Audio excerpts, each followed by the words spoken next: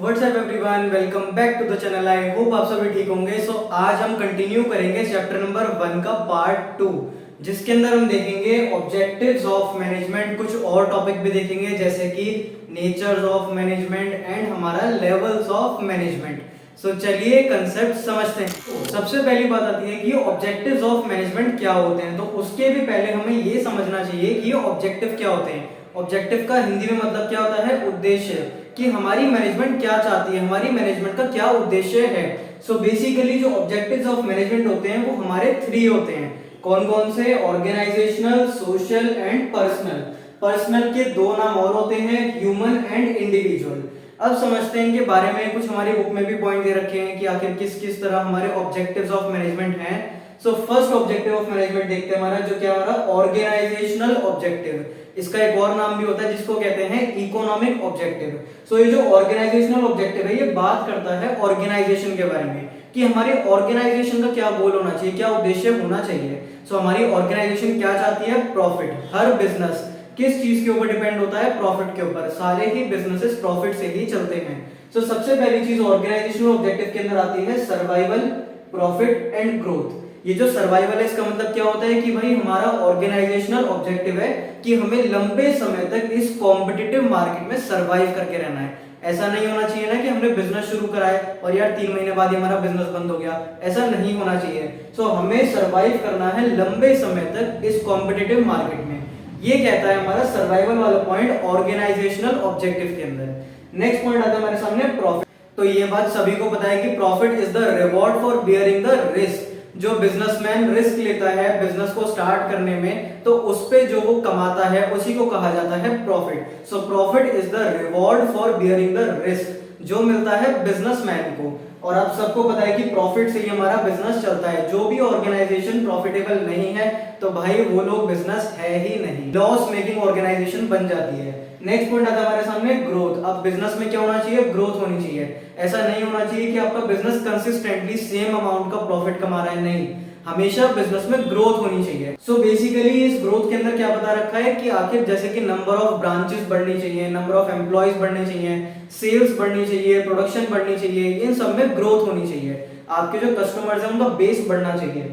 ये वाली बातें बता रखी है हमें ऑर्गेनाइजेशनल ऑब्जेक्टिव के अंदर। अब चलते हैं सेकंड पॉइंट की तरफ जिसका नेम है सोशल ऑब्जेक्टिव। सबसे इजी ऑब्जेक्टिव होता है सोशल ऑब्जेक्टिव। ये आपको देखते ही पता पड़ जाएगा केस स्टडीज के अंदर भी। जो सोशल ऑब्जेक्टिव होता है इसके अंदर क्या करते हैं? Supply of quality products at reasonable prices. मतलब सबसे पहला हमारा सोशल ऑब्जेक्टिव होता है सोसाइटी के लिए, सोसाइटी के प्रति क्या ऑब्जेक्टिव होता है मैनेजमेंट का या बिजनेस का? सबसे पहला ऑब्जेक्टिव होता है कि हम लोग एक गुड क्वालिटी प्रोडक्ट को सप्लाई करें रीजनेबल प्राइसेस पे। ऐसा नहीं होना चाहिए कि आप महंगे प्राइसेस ऑफर कर रहे हो या फिर क्वालिटी अच्छी प्रोवाइड नहीं कर रहे हो, ऐसा नहीं होना चाहिए। हमारा ऑब्जेक्टिव रहेगा कि आप क्वालिटी प्रोडक्ट्स को सप्लाई करो at a reasonable prices. Next point आता है फाइनेंशियल सपोर्ट टू कम्युनिटी। अगर जो कम्युनिटी है, जैसे कि सपोज करो कहीं पर दान पुण्य करना है तो वो चीज भी आप करो। किसी कम्युनिटी में आपको फाइनेंशियल सपोर्ट देनी है तो वहां पर भी सपोर्ट करो। बेसिकली ये बात भी आती है सोशल ऑब्जेक्टिव के अंदर। नेक्स्ट आता है generation of employment opportunities. Generation of employment opportunities का मतलब तो बिल्कुल सिंपल है कि आखिर हर बिजनेस एम्प्लॉयमेंट अपॉर्चुनिटीज को भी जनरेट करे, मतलब कि रोजगार बढ़ाना है। उसके बाद आता है environmental methods of production. Environmental method of production क्या हो जाएंगे? जैसे कि ऐसी मशीनों का यूज करो जिनसे पोल्यूशन कम से कम हो।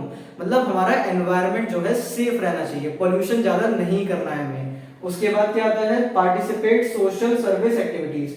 मतलब कि अगर जो कोई सोशल सर्विस एक्टिविटीज हो रही है तो उनमें भी हमें पार्टिसिपेट करना है। इसे कहते हैं हमारा सोशल ऑब्जेक्टिव। अब चलते हैं हम लोग पर्सनल ऑब्जेक्टिव की तरफ। पर्सनल ऑब्जेक्टिव के 2 नाम और होते हैं, ह्यूमन एंड इंडिविजुअल। अब मैं आपको एक कीवर्ड बताता हूं। जब कभी भी केस स्टडी में एम्प्लॉयज के बारे में बात करी जा रही होगी तो सीधा उसका आंसर लिख देना पर्सनल ऑब्जेक्टिव। बेसिकली हमारा जो मेन कीवर्ड है यहाँ पे वो क्या रहेगा? एम्प्लॉयज रहेगा। इसके अंदर हमें क्या बात करनी होगी कि आपको कॉम्पिटिटिव सैलरी प्रोवाइड करनी है। इसका मतलब ये है कि आपको एक अच्छी सैलरी प्रोवाइड करनी है अपने एम्प्लॉयज को। आपका जो कंपटीशन है, कभी ऐसा नहीं होना चाहिए कि एम्प्लॉयज ये बात सोच रहे हैं कि यार वहां पे तो ज्यादा सैलरी मिल रही है और हम लोग अंडरपेड है, तो एम्प्लॉयज अंडरपेड फील नहीं करने चाहिए।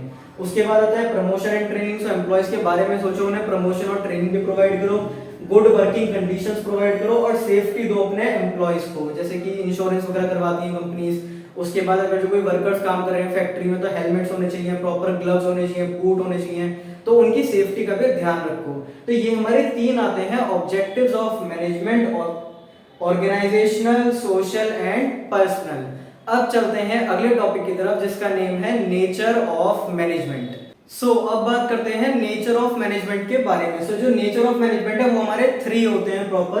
क्या क्या नेम है इनकी? Management of science, management of art, management as profession. ये जो मैनेजमेंट है साइंस है, इसका मतलब क्या होता है? साइंस का मतलब होता है सिस्टमैटिक बॉडी ऑफ नॉलेज, मतलब कि स्टैटिक चीजें। जैसे कि जो साइंस हमारी वो बिल्कुल स्टैटिक नेचर की है, कभी भी ये साइंस ऐसी नहीं है कि इस जगह पे अलग है और उस जगह पे अलग है। जिसने ओम्स लॉ पढ़ा है उसने सभी ने ओम्स लॉ पढ़ा होगा। तो उसके बाद मैनेजमेंट, आपने भी ओम्स लॉ जरूर पढ़ा होगा क्लास 8th में। उसके बाद मैनेजमेंट एज साइंस के बारे में बात करी है तो पहला पॉइंट आता है सिस्टमैटिक बॉडी ऑफ नॉलेज। तो सबसे पहले तो हम ये समझते हैं कि हम क्यों पढ़ रहे हैं। तो बेसिकली हम ये देख रहे हैं कि जैसे मैनेजमेंट एज साइंस है, आर्ट है, प्रोफेशन है, क्या इनके जो फीचर्स है, मतलब जो साइंस के फीचर हैं, जो आर्ट के फीचर हैं, जो प्रोफेशन के फीचर हैं, क्या ये फीचर मैनेजमेंट के अंदर प्रेजेंट है या फिर नहीं है। पहला फीचर साइंस का आता है सिस्टमैटिक बॉडी ऑफ नॉलेज। कहने का मतलब ये है कि अगर जो हम बात करें साइंस के बारे में तो साइंस को पढ़ने के लिए प्रॉपर स्टडी मटेरियल है हमारे पास और हमारे पास बुक्स भी हैं। तो क्या हमारे पास मैनेजमेंट को पढ़ने के लिए बुक्स हैं? बिल्कुल है। तो इसका मतलब ये वाला फीचर प्रेजेंट होता है मैनेजमेंट के अंदर भी। बेसिकली साइंस का पहला feature systematic body of knowledge ये प्रेजेंट होगा किसके अंदर? मैनेजमेंट के अंदर। सेकंड पॉइंट आता है principle based on experimentation. Basically science के अंदर हम एक्सपेरिमेंट्स करते हैं, क्या उसी ही तरह ये जो मैनेजमेंट प्रिंसिपल्स हैं क्या ये भी इसी तरह डेवलप करे गए हैं? बिल्कुल, ये भी एक्सपेरिमेंट कर करके ही डेवलप करे गए हैं। लेकिन हम लोग ह्यूमन बिहेवियर को प्रेडिक्ट नहीं कर सकते कि यार जो चीज हमें दिख रही है, जो इंसान हमारे सामने दिख रहा है, कि हमारे पीठ पीछे भी वैसा रहेगा? तो वो तो प्रेडिक्ट ही नहीं किया जा सकता कि जो हमारे सामने है वो हमारे पीठ पीछे भी वैसे ही होगा। तो उस वजह से ये वाला फीचर प्रेजेंट नहीं होता है मैनेजमेंट के अंदर। आगे चलते हैं तो आता है यूनिवर्सल वैलिडिटी। तो ये साइंस का फीचर होता है कि साइंस को यूनिवर्सली एक्सेप्ट करा जाता है। जिसके लिए साइंस यहाँ पर ऐसी है उसके लिए यूएस के अंदर भी वैसी। जिसने ओम्स लॉ क्लास 8 में पढ़ा है, ऐसा हो सकता है कि उसने किसी और ने ओम्स लॉ पहले पढ़ा हो, लेकिन पढ़ा सबने होगा और सेम पढ़ा होगा कि ओम्स लॉ क्या होता है। मुझे भी नहीं पता ओम्स लॉ क्या होता है क्योंकि साइंस में इतना इंटरेस्ट नहीं था, कॉमर्स में बहुत इंटरेस्ट था, इसीलिए कॉमर्स ली थी। उसके बाद आता है हमारा यूनिवर्सल वैलिडिटी। तो जो हमारी साइंस है वो सब जगह पर सेम है, यूनिवर्सली एक्सेप्टेबल है। लेकिन जो मैनेजमेंट है, मैनेजमेंट सबके लिए सेम नहीं होती है। मैनेजमेंट को हम मॉडिफाई कर सकते हैं। तो अगर जो मैनेजमेंट को मॉडिफाई कर सकते हैं लेकिन साइंस को मॉडिफाई हम नहीं कर सकते हैं, तो इस वजह से ये वाला फीचर भी प्रेजेंट नहीं होगा मैनेजमेंट में। बेसिकली ये वाला फीचर प्रेजेंट था, ये दोनों फीचर प्रेजेंट नहीं है मैनेजमेंट के अंदर। उसके बाद आता है मैनेजमेंट एज आर्ट। ये क्या होता है? Systematic body of knowledge. सबसे पहला पॉइंट आता है। तो मैनेजमेंट एज आर्ट का मतलब क्या हो गया? सिस्टमैटिक बॉडी ऑफ नॉलेज, मतलब कि कॉपी किताबें। तो स्टडी मटेरियल, जो कीवर्ड था हमारा स्टडी मटेरियल और बुक्स। ये वाला कीवर्ड इसका भी सेम रहेगा। तो आर्ट को पढ़ने के लिए कॉपी किताब है, मैनेजमेंट को पढ़ने के लिए भी है। तो ये वाला फीचर हमारा प्रेजेंट होगा मैनेजमेंट के अंदर। नेक्स्ट पॉइंट आता है हमारा पर्सनलाइज्ड एप्लीकेशन। पर्सनलाइज्ड एप्लीकेशन का मतलब क्या होता है कि सब लोगों ने सेम चीजें सीखी हैं लेकिन हर इंसान अलग अलग तरह से अप्लाई कर रहा है। फॉर एग्जांपल, दो लोग म्यूजिक की क्लास में गए हैं, गाना गाना सीख रहे हैं, तो उन लोगों ने सारे गामा पाधा नी सा दोनों ने सेम सीखा है। लेकिन एक पर्सन आगे जाकर बहुत बड़ा स्टार बन गया है और एक नहीं बन पाया क्योंकि उसने अपने आप के अंदर वो चेंजेस लेकर आया है कुछ ऐसे, जिसकी वजह से उसने अपनी सिंगिंग को बेहतर बना लिया। बेसिकली पर्सनलाइज्ड एप्लीकेशन है, अपने हिसाब से मोल्ड कर सकते हैं आर्ट को भी और मैनेजमेंट को भी। ये वाला फीचर भी प्रेजेंट होगा। उसके बाद based on practice and creativity. तो प्रैक्टिस और क्रिएटिविटी के साथ हम जो है अपने आप को एक्सपर्ट बना सकते हैं। आर्ट के अंदर भी सेम होता है, कला के अंदर कोई आर्टिस्ट है वो आर्ट करते करते करते करते परफेक्ट बन जाता है। उसी की तरह मैनेजमेंट होती है कि कोई मैनेजर मैनेज करते करते चीजों को मैनेज करते करते उसमें परफेक्ट हो जाता है, तो वो अच्छा मैनेजर हो जाता है। तो बेसिकली ये वाला फीचर भी प्रेजेंट होगा किसके अंदर? मैनेजमेंट के अंदर। ये तीनों फीचर आर्ट के प्रेजेंट होते हैं मैनेजमेंट में। फिर आता है हमारा management as profession. Management as profession का मतलब क्या होता है? अब ये प्रोफेशन क्या होता है? प्रोफेशन एक ऐसी इकोनॉमिक एक्टिविटी होती है, जो क्लास 11th में टॉपिक है। प्रोफेशन एक ऐसी इकोनॉमिक एक्टिविटी होती है जिसके अंदर कोई पर्सन स्पेशलाइज्ड नॉलेज गेन करता है। जैसे कि डॉक्टरी करनी है किसी को, तो प्रॉपर उसे नॉलेज होगी कि ट्रीटमेंट कैसे करा जाता है, मेडिसिन क्या होती है, सारी चीजें। कोई किसी को लॉ करनी है, लॉयर बनना है, तो उसे लॉ की सारी नॉलेज होगी। तो कोई पर्सन अगर जो स्पेशलाइज नॉलेज गेन कर लेता है किसी फील्ड में तो उसे प्रोफेशनल कहा जाता है, तो वो एक प्रोफेशन में काउंट करा जाता है। इसके अंदर सबसे पहला पॉइंट आता है well defined body of knowledge. अब ये well defined body of knowledge का मतलब तो सेम हो जाएगा स्टडी मटेरियल। तो प्रोफेशन को पढ़ने के लिए कॉपी किताबें होती हैं, मैनेजमेंट के पास भी होती हैं, तो ये फीचर प्रेजेंट होगा। उसके बाद आती है रेस्ट्रिक्टेड एंट्री, मतलब कि डिग्री। बेसिकली अगर जो आपको लॉयर बनना है, आपको केस लड़ना है कोर्ट में जाकर, तो उसके लिए आपको प्रॉपर डिग्री होनी चाहिए लॉ की, ठीक है ना। और डॉक्टर बनना है तो एमबीबीएस की डिग्री होनी चाहिए। लेकिन क्या मैनेजर बनने के लिए भी डिग्री की जरूरत होती है? ऐसा होता है कि एमबीए होती है, लेकिन आपने एक बात सुनी होगी कि कोई इंसान जानने वाला किसी फर्म में लगा था, किसी कंपनी में लगा था, और वो आज अपने बेस पर ही मेहनत कर करके उस कंपनी का मैनेजर बन गया। ऐसा आपने जरूर सुना होगा कहीं ना कहीं पे। तो वहां पे तो कोई डिग्री की जरूरत नहीं पड़ रही है। लेकिन अगर जो किसी को डॉक्टर बनना है, छोटी से छोटी गली में भी किसी डॉक्टर को बैठना है, तो उसे एमबीबीएस की डिग्री चाहिए होगी या उसे प्रॉपर डिग्री चाहिए होगी। लेकिन मैनेजर में ऐसा कुछ नहीं होता है। आपने किसी भरोसे वाले को रखा, वो मेहनत करते करते मैनेजर बन गया वहां का। तो बेसिकली रेस्ट्रिक्टेड एंट्री जो प्रोफेशन में होता है, जो कि डिग्री होती है लेकिन मैनेजमेंट में नहीं होती है, तो ये वाला फीचर प्रेजेंट नहीं होगा।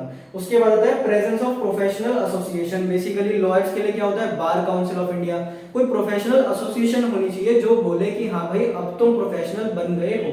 तो मैनेजमेंट के अंदर भी ऐसी है, लेकिन वही बात आ गई सेम दोबारा कि कोई इंसान भरोसे वाला लगा, वो मेहनत कर करके वहां का मैनेजर बन गया, तो भाई उसे तो जरूरत नहीं पड़ी किसी भी प्रोफेशनल एसोसिएशन से सर्टिफिकेट लेने की कि नहीं देखो अब से तुम प्रोफेशनल हो। लेकिन डॉक्टर्स को, लॉयर्स को, सबके लिए उनकी प्रोफेशनल एसोसिएशन जो होती है, जैसे कि medical council of India, MBBS के लिए होते हैं, तो उन सबको डिग्री की जरूरत पड़ती है और वहां पे सर्टिफिकेशन की जरूरत पड़ती है। उसके बाद आता है existence of ethical codes. Basically जितने भी प्रोफेशनल्स होते हैं वो बंधे हुए होते हैं अपनी एसोसिएशन के कोड से। अब ये एथिकल कोड ऑफ कंडक्ट क्या होता है? इसका मतलब होता है कि जैसे कि लॉयर है तो वो ब्लैक कोट पहन के कोर्ट में जाएगा, ब्लू कोट पहन के नहीं जाएगा, रेड या फिर येलो कोट पहन के कोर्ट के अंदर नहीं जाओगे, ब्लैक कोट में ही जाओगे। जो डॉक्टर्स होते हैं वो व्हाइट कोट में होते हैं। तो बेसिकली हर प्रोफेशनल के एथिकल कोड्स ऑफ कंडक्ट होते हैं। लेकिन क्या मैनेजमेंट के भी होते हैं? हाँ होते हैं मैनेजमेंट के। जो अच्छी प्लेसेस, अच्छी कंपनीज होती हैं कि प्रॉपर आपको फॉर्मल्स में ही रहना है। लेकिन अगेन फिर वही बात, छोटी मोटी जगह पर आप कहाँ देख पा रहे हो कि मैनेजर्स कोड वगैरह में रहते हैं या उनके कोई कोड ऑफ कंडक्ट भी होते हैं, तो ऐसा नहीं होता। लास्ट पॉइंट है सर्विस मोटिव। ये जो प्रोफेशनल्स होते हैं सर्व करते हैं। बेसिकली जो डॉक्टर है वो अपने क्लाइंट्स को, अपने पेशेंट को सर्व करते हैं।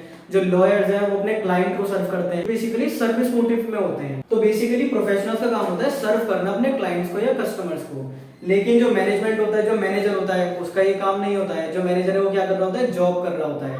तो ये वाला फीचर भी प्रेजेंट नहीं होगा मैनेजमेंट के अंदर। सो बेसिकली ये 4 फीचर है जो मैनेजमेंट के अंदर प्रेजेंट नहीं होते हैं, लेकिन एक फीचर है जो होता है। इसी के साथ हमारे फिनिश होते हैं नेचर्स ऑफ मैनेजमेंट। तो इस वीडियो में हमने 2 टॉपिक को समझा है, objectives of management and nature of management. आने वाली वीडियोस में हम और भी टॉपिक समझेंगे और इस चैप्टर को कंप्लीट करेंगे। आई होप आपको वीडियो अच्छी लगी होगी। वीडियो अच्छी लगी हो तो लाइक कर दो और अपने फ्रेंड्स के साथ शेयर भी कर देना। कोई भी डाउट है तो कमेंट में आप पूछ सकते हो। अब मिलते हैं सीधा नेक्स्ट वीडियो में किसी और टॉपिक के साथ। एंड चैनल कंसेप्ट समझे को जरूर सब्सक्राइब कर लेना। मिलते हैं सीधा नेक्स्ट वीडियो में। Good luck.